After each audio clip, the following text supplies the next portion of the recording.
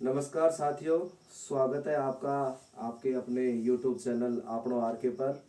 आज हम आपको रूबरू करवाते हैं एक ऐसी शख्सियत जो अपनी आँखों को बचपन में खो चुके हैं और इनके पास एक ऐसी काबिलियत है, ऐसी इनके पास एक कला है जिससे ये अपने जैसे कई लोगों का मन मोह लेते हैं। मैं बताना चाहूँगा कि इनके पास एक ही ऐसी गायन शैली है, राजस्थानी परंपरा के कई भजन इन्होंने गाए हैं।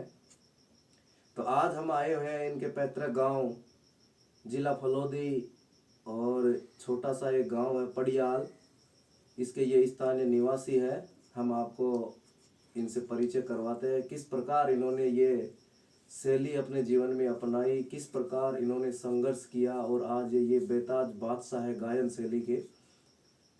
राम राम सा। राम राम सा। तो आज हम इनके पास आए हुए हैं। शुभ नाम सर आपका? जी पप्पू राम लेखावत है। पप्पू राम जी लेखावत इनका नाम है।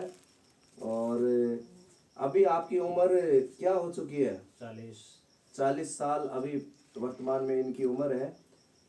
तो ये जो मारवाड़ में जैसे जागरण जमा होते हैं उसमें ये गायन का काम करते हैं, भजन गाते हैं और जो इंस्ट्रूमेंट है गायन के वो भी इनको सही चलाने आते हैं, बजाने आते हैं। तो अभी सारी बातों से हम आपको रूबरू करवाएंगे। संत पप्पू राम के नाम से ये प्रसिद्ध है और इन्होंने कई हजारों भजन गाए हैं। यूट्यूब चैनल पर इनके हजारों भजन अपलोड है। अभी इनकी गायन शैली से भी हम आपको रूबरू करवाते हैं। पप्पू राम लेखावत फ्रॉम पड़ियाल इन्होंने बताया है। अब हम इनसे सबसे पहले इनकी जीवनी के बारे में जानेंगे कि 40 साल पहले इन्होंने कैसे अपने संकटमय जीवन से यहाँ पर उबर कर आए हैं। तो पप्पू जी, जैसे कि आप पप्पू राम संत के नाम से विख्यात हैं इस आसपास के इलाके में, आपके जैसे फलोदी जिले में जी। तो सबसे पहले आपके जीवन में आपको जैसे कि आपकी आंखों की रोशनी नहीं है, तो ये संकट में ये बहुत बड़ा संकट है कि मनुष्य अपनी आंखों से देख नहीं सकता। तो वो उसके मतलब पूरी जिंदगी में एक अंधियारा है। ये अंधियारा होते हुए भी आपने बहुत संघर्ष किया और आप इस मुकाम तक यहाँ पहुंचे हैं। तो इसके पीछे आपको मतलब किन लोगों का हाथ है, किन लोगों ने आपका साथ दिया, परिवार में आपके कौन कौन है, इसके बारे में तो मैं आपसे सबसे पहले पूछना चाहूंगा कि आपके परिवार में कितने सदस्य हैं? जी हम 4 भाई हैं जी। और पापा जी है और बिल्कुल बूढ़ा दादी जी है। बिल्कुल बता रहे हैं कि 4 ये भाई हैं, बूढ़े दादी जी है, पापा जी हैं।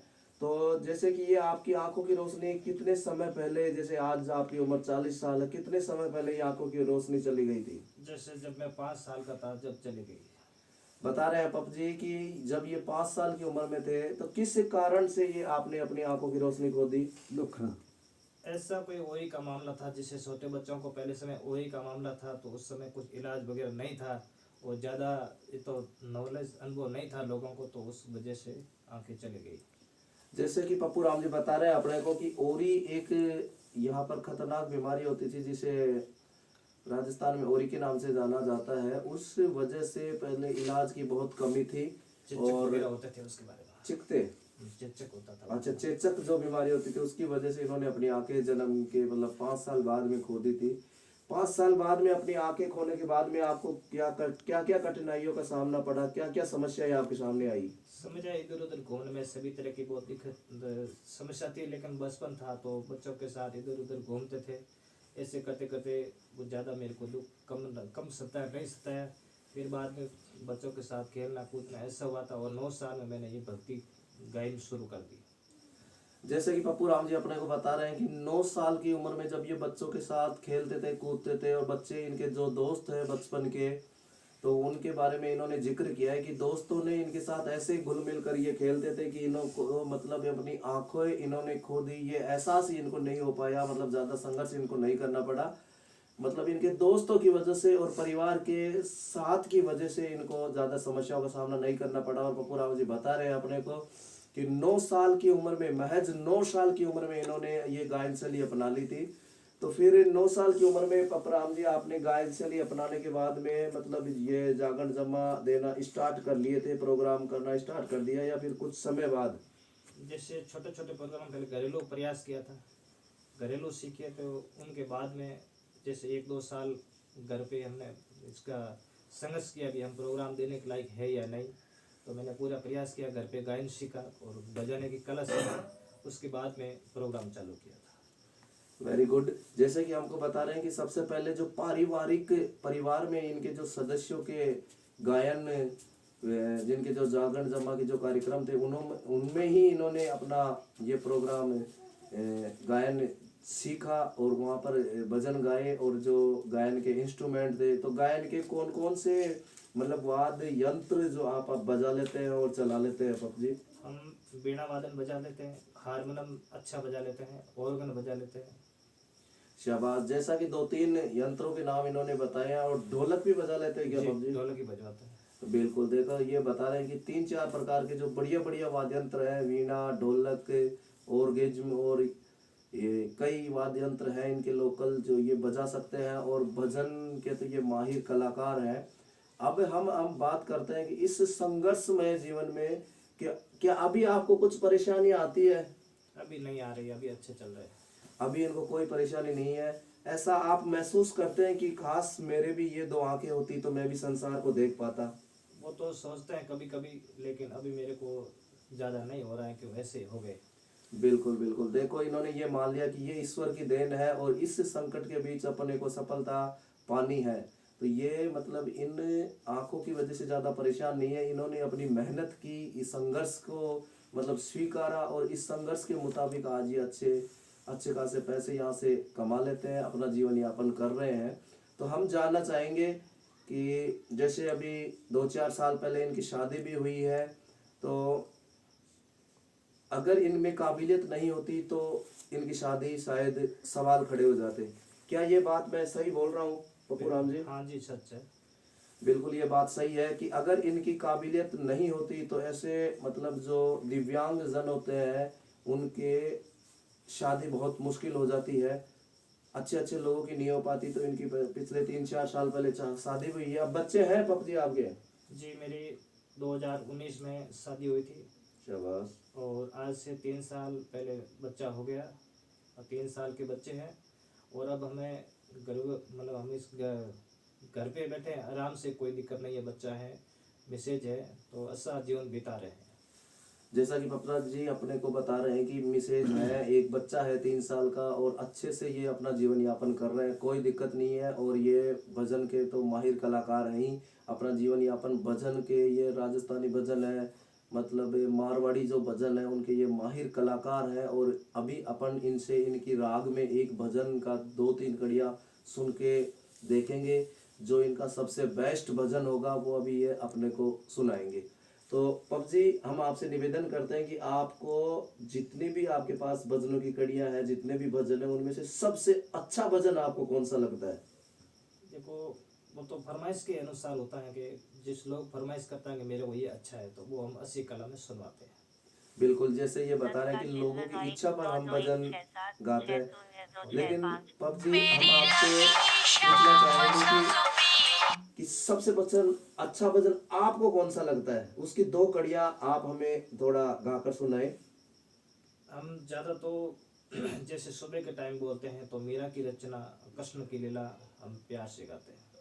तो मीरा की रचना, कृष्ण की रचना की 2 लाइनें जरा आप हमें गा के सुनाए। चलो, मीरा की रचना जैसे हम स्टार्टिंग, मीराबाई जो भगवान के लगन लगाई, हम लोगों ने जैसे भजन के लगाई, तो बिन तरीके मीराबाई ने भगवान से प्यार किया कि हे भगवान, हम आपके चरणों में रहना चाहते हैं, और घर घर के बारे में सारा उन्होंने त्याग दिया। तो मीराबाई केवल भक्ति रचना में लग गई, और कसम कसम के अलावा और मीराबाई ने कुछ नहीं लगा। हाँ, तो मीराबाई ने क्या बोला, अपने पिया की मीरा बनेगी जोगनिया, श्याम की दीवानी मीरा बनेगी जोगनिया, सारा सुख सोड्या मैं तो मोहन थारे कारणे, सारा सुख सोड्या मैं तो मोहन थारे कारणे, कर लीना भगवा बेस आई थारे बारणे, छोड़ दी नो पीवर सांसरियो, मीरा बनेगी जोगनिया, श्याम की दीवानी मीरा बनेगी जोगनिया। इस तरीके जो मीरा ने ये भजन गाया था, हम ज़्यादा नहीं सुना सकते, बाद में सुनाएंगे आपको। शाबाश, वेरी गुड, थैंक यू।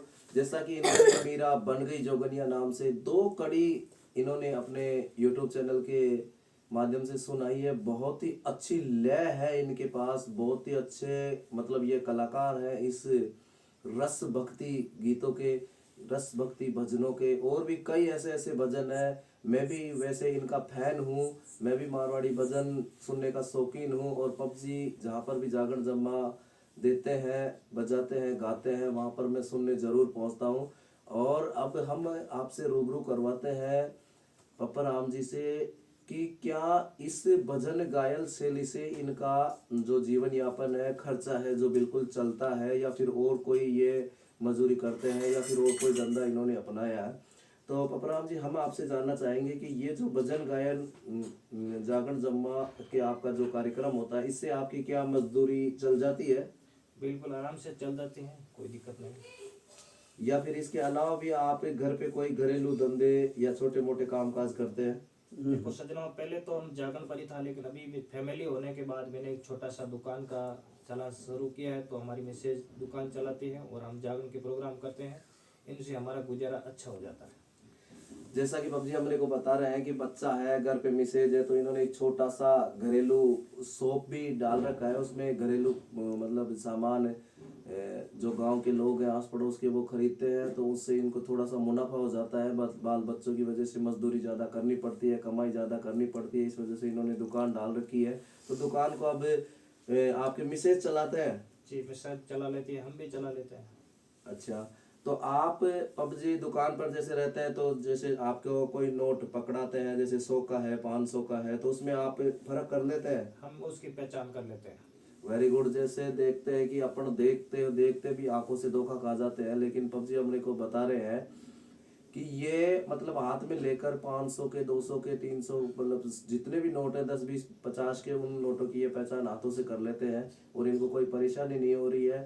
तो आप जैसे, आपके जैसे कई लोग हैं संसार में, अपने देश में कई लोग हैं जिनके मतलब हाथ नहीं है, पैर नहीं है, और वो हार मानकर बैठ जाते हैं कि मेरे से तो कुछ भी नहीं होता। तो आप उन लोगों को क्या कहना चाहोगे?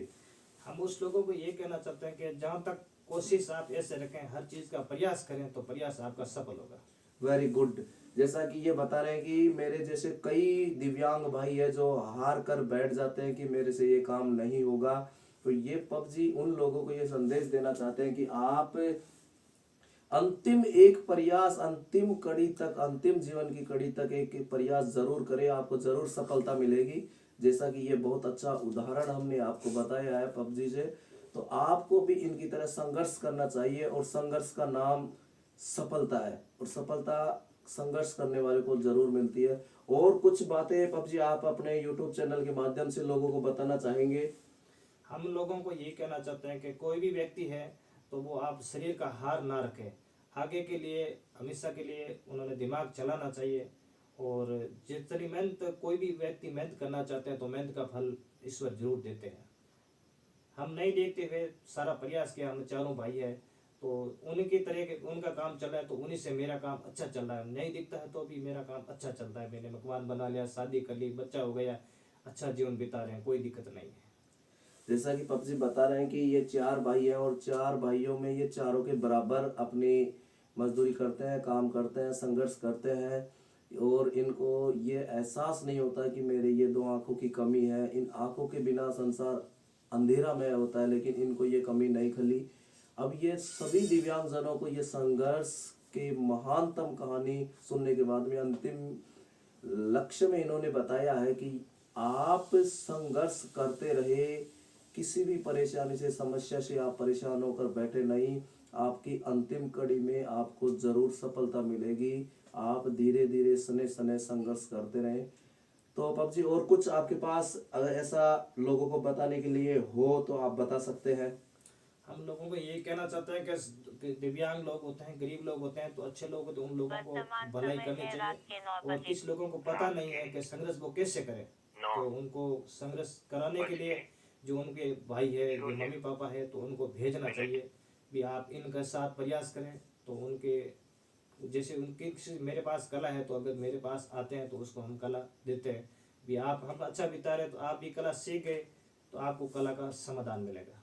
बिल्कुल वेरी गुड। इन्होंने जैसा कि बताया कि कई दिव्यांग भाई है जो थक कर बैठ जाते हैं, हार मान लेते हैं, तो उनके अपने परिवार वालों को ये निवेदन कर रहे हैं कि उनको मतलब कला के हर किसी क्षेत्र में, आप किसी न किसी क्षेत्र में उनको भेजने का प्रयास करें। हर क्षेत्र में जिनका मतलब उनका मन लगता है उस क्षेत्र में उनको भेजने का प्रयास करें, वो एकदम जरूर सफल होंगे। संघर्ष का दूसरा नाम ही सफलता है। अगले ही वीडियो में हम आपको रूबरू करवाएंगे और किसी अन्य विलेज में अन्य एक और संघर्ष की कहानी के साथ। आपका अपना यूट्यूब चैनल आपनो आर के पर, इसलिए आप अपने यूट्यूब चैनल से जुड़े रहें और अपने यूट्यूब चैनल पर ज़्यादा से ज़्यादा लाइक करें, कमेंट करें, सब्सक्राइब करें। और हमें आपके लाइक, कमेंट्स और सब्सक्राइब से हमारा हौसला बढ़ता है। हम आपके लिए एक और नई कहानी के साथ अगले ही वीडियो में प्रस्तुत करेंगे। Thank you, welcome.